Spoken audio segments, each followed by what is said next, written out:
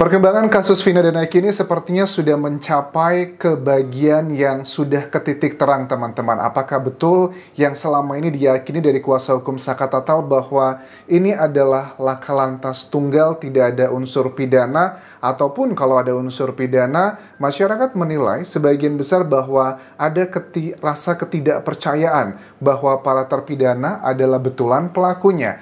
Kita akan dalami ada beberapa hal yang terbaru hari ini terkait dengan Ibtu Rudiana. Karena sosok Ibtu Rudiana ini yang dinilai oleh sebagian orang adalah sosok yang sangat berperan penting dalam kasus ini. Karena dia yang melaporkan kasus ini, dia juga yang dugaannya melakukan penyidikan, melakukan penangkapan, melakukan banyak hal yang diduga adalah rangkaian rekayasa untuk membuat sebuah cerita bahwa mereka adalah pelakunya. Nah, poin-poin ini juga disampaikan oleh kuasa hukum dari para terpidana hari ini beserta juga Kang Deddy ya, yang sama-sama ke Mabes Polri untuk melaporkan Ibtu Rudiana. Apa yang dilaporkan secara implisit, hal-hal yang dijelaskan tadi itu adalah yang dilaporkan, termasuk juga dengan dugaan adanya penganiayaan. Ini untuk terpidana salah satunya aja, teman-teman, belum semuanya. Bahkan yang mengatakan ada dugaan bahwa Ibtu Rudiana itu melakukan banyak sekali pelanggaran juga ada Susno Duaji ya, yang yakin bahwa Ibtu Rudiana itu sudah melanggar SOP karena dia nggak boleh menangkap karena dia bukanlah anggota reserse. Nah, ini ada satu video yang dikirimkan oleh beberapa teman-teman ya ke Instagramku. Ini kalian itu ngasih tahu aku bahwa Anjas coba dicek, ini ada jejak digital. Ini rekaman siaran langsung, teman-teman, di acara Antv.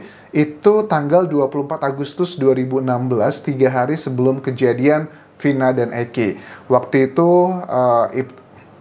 saat itu bukan Ibtu ya, tapi masih Aibtu ya, Ibtu Rudiana, itu menangkap beserta timnya pengedar narkoba, ada 3 orang di situ sekitar jam 1 dini hari. Dan penangkapan ini salah satu modusnya adalah mereka, petugas itu menyamar sebagai pembelinya. Terus apa hubungannya dengan kasus ini? Apakah kalian tidak melihat bahwa di tahun tersebut, apalagi juga 24 Agustus itu 3 hari sebelum kejadian Vina dan juga Eki, menunjukkan bahwa di Cirebon itu peredaran barang tersebut itu luar biasa tinggi banget. Makanya ada sebagian netizen yang berpikir bahwa target utamanya itu adalah sebenarnya Eki Anjas almarhum. Dan Eki itu memberikan ibarat kata menjadi cepu gitu. Dugaannya adalah ke arah sana. Makanya Eki diberikan pelajaran dan Vina yang tersangkut di situ.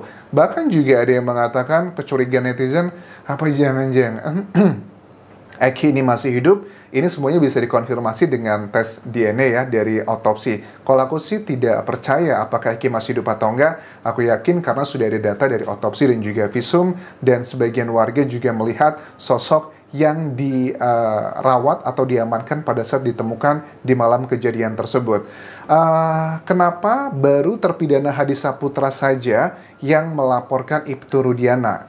Kuasa hukumnya mengatakan bahwa karena untuk melaporkannya kan dibutuhkan ada banyak alat bukti lah, saksi dan juga persiapannya. Sementara ini kita fokusnya adalah ke Hadi Saputra saja karena memang dinilai ada banyak sekali kejanggalan yang dilakukan oleh Ibtu Rudiana. Tapi logikanya gini ya, kalau memang temuan-temuan tersebut adalah merujuk Ibtu Rudiana melakukan pelanggaran SOP, tapi kan sudah ada pemeriksaan juga dari Mabes Polri ke Ibtu Rudiana untuk kode etiknya, Divisi Propam juga tidak menemukan adanya pelanggaran tersebut. Nah, ini belum ada sih keterangan yang resmi secara detail, ini kan baru hanya tersirat aja. Kayaknya juga polisi sedang menimbang-nimbang sekarang apakah ini akan segera dibahas, diumumkan atau tidak, karena nama Ibtu Rudiana itu sekarang sedang menjadi daya tarik luar biasa untuk masyarakat dan juga media di Indonesia.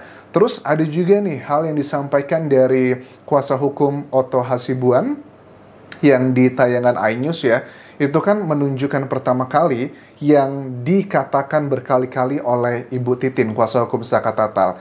Kayak aku yakin ini bersumbernya dari Bu Titin kayaknya. Karena kan Bu Titin selalu mengatakan dari awal ya, sebelum kasus ini seviral sekarang, dikatakan bahwa saya yakin ini adalah laka lantas, tidak ada peristiwa pidana tersebut. Ada temuan dugaannya adalah daging miliknya Vina atau Eki yang ada di baut ini, teman-teman.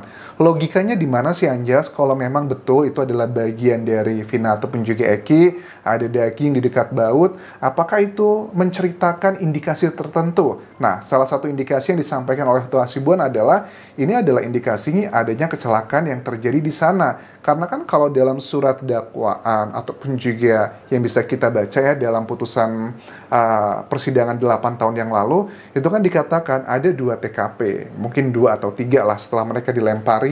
Kalau itu dikatakan TKP juga bisa, tapi kalau yang dimaksudkan di sini 2 TKP itu adalah yang berada di sebuah kebun di belakang showroom, itu yang pertama. Yang kedua itu adalah di jembatan layang tersebut. Nah, kalau memang di surat dakwaan dikatakan bahwa si Vina dan Eki itu dilakukan aksi seperti itu di kebun, lantas kok ada potongan dari bagian Vina dan Eki yang ada di situ?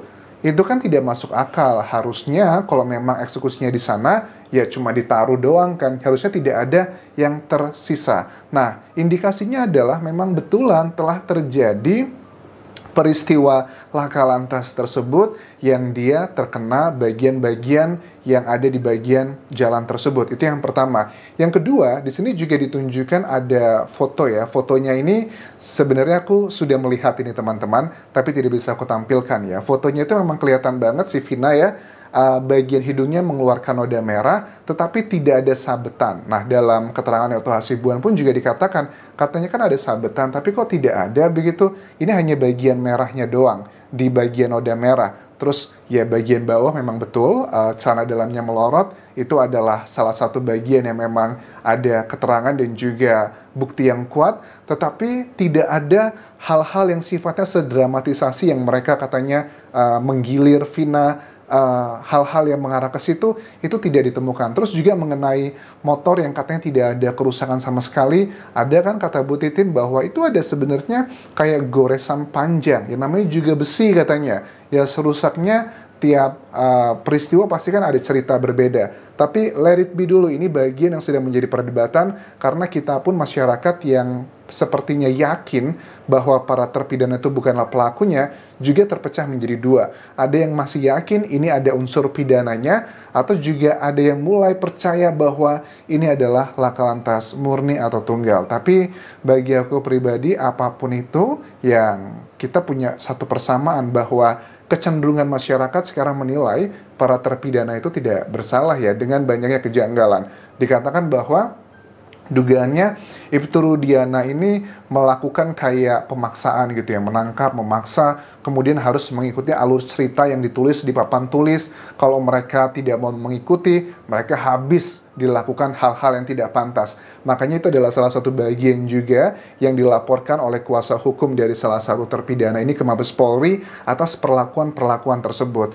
Tetapi kita juga harus pahami pada saat Ibtu Rudiana melaporkan kasus ini, setelah kan dilaporkannya itu beberapa hari setelah kejadian ya, itu kan ternyata dia melaporkannya itu dalam kapasitasnya sebagai seorang warga negara biasa, bukanlah anggota kepolisian. Tetapi kenapa yang melakukan penyidikan, melakukan banyak bantuan-bantuan yang tidak sekedar ngebantu penilaian masyarakat sebegitu banyaknya. Tetapi kan ada juga keterangan dari sejumlah purnawirawan yang bilang bahwa sudah biasa kok kalau ada kasus kita itu minta bantuan dari sesama anggota polisi walaupun beda bidang, bukan bidang reserse, kan sifatnya hanya ngebantu. Tetapi dari keyakinan para keluarga terpidana dan juga orang-orang yang berada di kawasan dekat para terpidana, itu bukan sekedar ngebantu, tapi dia adalah otak orang yang melakukan penyidikan yang tentunya kan sekali banyak banget terjadi subjektivitas dengan hal-hal yang sudah disampaikan